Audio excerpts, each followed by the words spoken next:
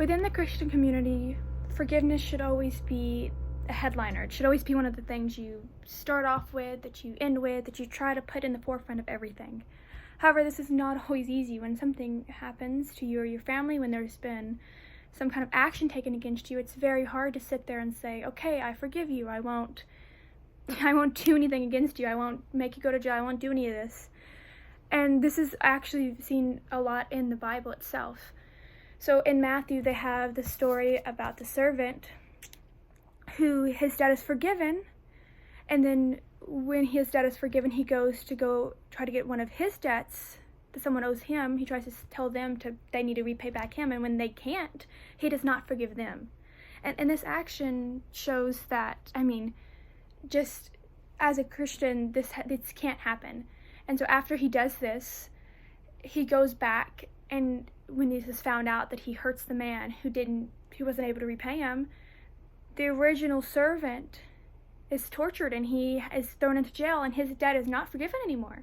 And so this is shown that, like, once within Christianity you can have and you can forgive people, but once they don't accept that, once they don't take that, and they don't feel, that grace from you, and they don't show that to others, it is okay to then enact criminal actions against them.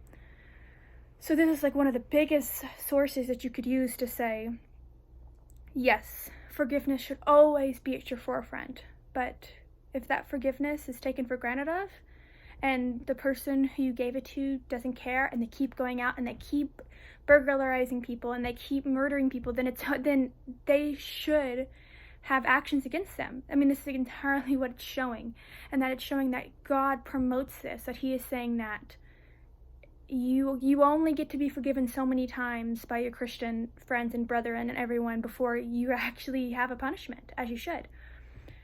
And so overall, like, forgiveness should always be your first thought as a Christian. But if this forgiveness, isn't cared for by the person you give it to, then it's okay to sit there and say, well, you deserve an actual punishment, because it's not acceptable for anyone to have something like this happen, and for a perpetrator to just not care.